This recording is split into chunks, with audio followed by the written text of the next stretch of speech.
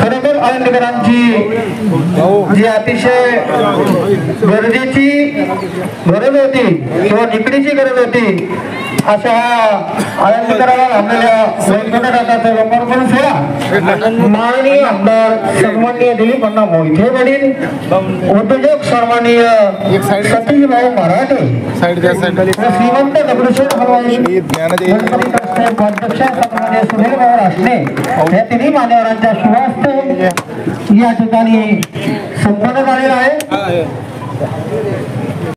आणि जी काही सुविधा आहे त्या ज्या कार्यकर्त्यांची धावपळ केली महिना 2 महिने खरोखरच कौतुकास्पद आहे आणि हा रथ जो आहे हा असाच व्यवस्थितपणे पुढं सर्व गरजू लोकांना याची सुविधा मिळावी असं मी गणपती बाप्पाच्या चरणी आणि माऊलीच्या चरणी प्रार्थना करतो आणि 2 शब्द संपवतो. धन्यवाद. तो पण आमदार मंडळातनं काय काय तुम्ही काम करायचं हे सांगितलं असं आणि त्याच्यामध्ये नेमका हा स्वर्गरथ नाही, त्याच्यामध्ये ॲम्ब्युलन्स नाही. मी मात्र आता सरकारला लेखी पत्र देणार आहे की जी काळाची आता गरज आहे त्याचा समावेश याच्यामध्ये करावा किंवा शासनाच्या जे आम्हाला फंडिंग असतं त्याच्या माध्यमातून हा घेता यावा. कारण पूर्वीच्या काळामध्ये लोक 2-3 किलोमीटर आपल्या खांद्यावरती प्रेत घेऊन जायचे. आता काळ बदललेला आहे. 2 किलोमीटर चालणं ही गोष्ट आपलं शक्य नाही. हे यांत्रिक युग आहे आणि मग अशा प्रकारची व्यवस्था जर झाली तर काही अडचण येईल असं मला वाटत नाही.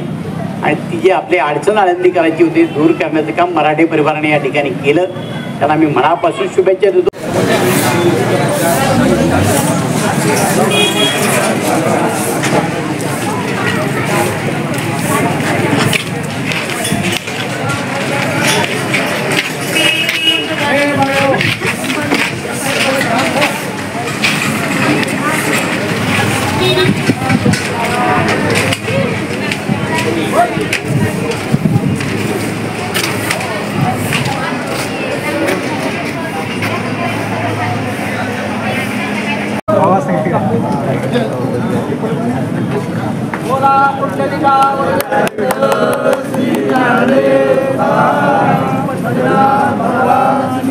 काहीतरी चांगली व्यवस्था होईल याचा प्रयत्न आम्ही निश्चितपणाने करतोय.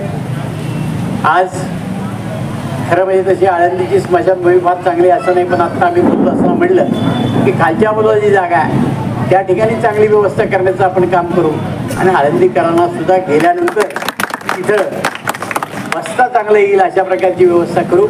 आता हा स्वर्गरथ देऊन आमच्यावर जे तुम्ही एक प्रकारची आता ही कृपा आहे असं म्हटलं तरी वावगं ठरणार नाही.